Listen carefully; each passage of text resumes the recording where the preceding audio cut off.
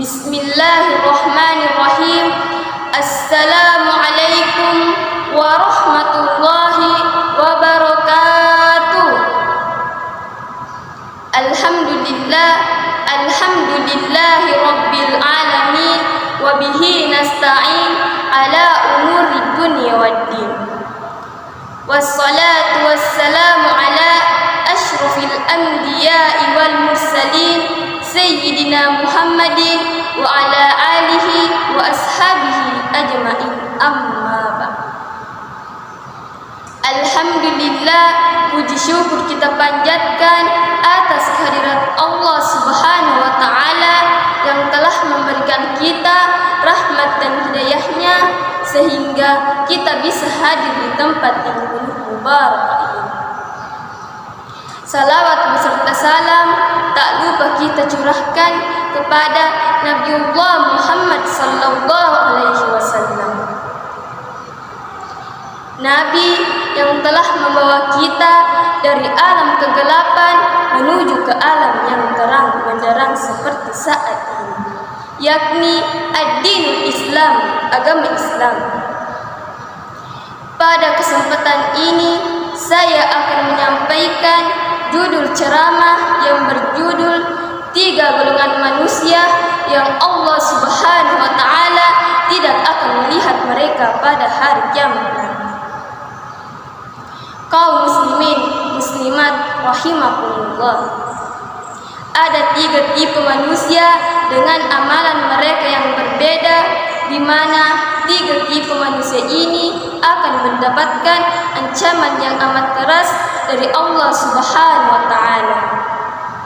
Pertama, mereka tidak akan dilihat, tidak akan diperhatikan oleh Allah Subhanahu wa ta'ala.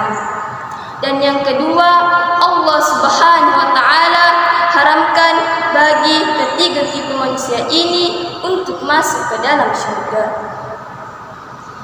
Rasulullah sallallahu alaihi wasallam bersabda, "Salasatun la yanzurullahu azza wa jalla ilaihim yaumal qiyamah." Ada 3 golongan manusia yang Allah Subhanahu wa ta'ala tidak akan melihat mereka pada hari kiamat nanti. Yang pertama, al-aqu liwalidayhi, orang-orang yang durhaka kepada kedua orang tuanya. Berbakti kepada kedua orang tua disandingkan di dalam Al-Quran dengan tauhid, mengesahkan Allah Subhanahu wa ta'ala. Dan kita tahu bahwa tauhid adalah amalan yang paling utama dan paling mulia. Itu menunjukkan bahwa berbakti kepada kedua orang tua itu juga amalan yang paling mulia.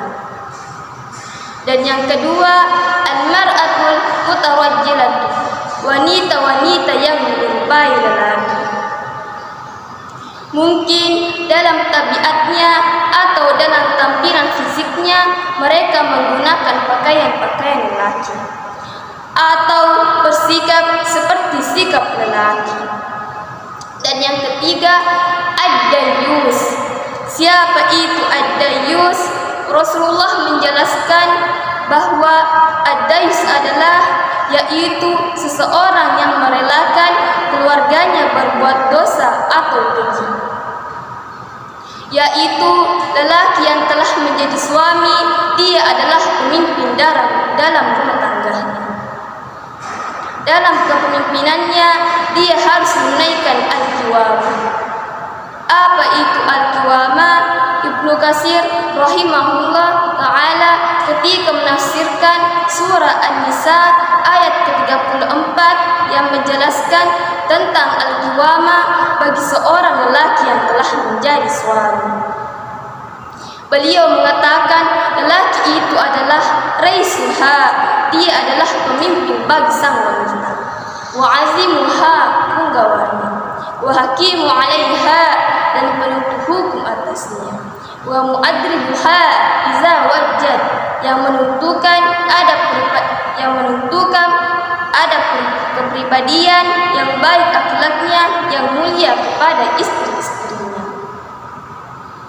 Sebagai kesimpulan, ada 3 golongan manusia yang Allah Subhanahu wa ta'ala tidak akan melihat mereka pada hari kiamat nanti. Yang pertama, al-aqu liwalidayhi, orang-orang yang durhaka kepada kedua orang tuanya. Dan yang kedua, al-mar'atul mutarajjilatu, wanita-wanita yang menyerupai lelaki. Dan yang ketiga, ad-dayyus, yaitu seseorang yang merelakan keluarganya berbuat dosa atau keji. Mungkin cukup sekian yang dapat saya sampaikan. Jika ada baiknya, itu datang dari Allah. Jika ada buruknya, itu datang dari saya pribadi. Wabillahi taufiq was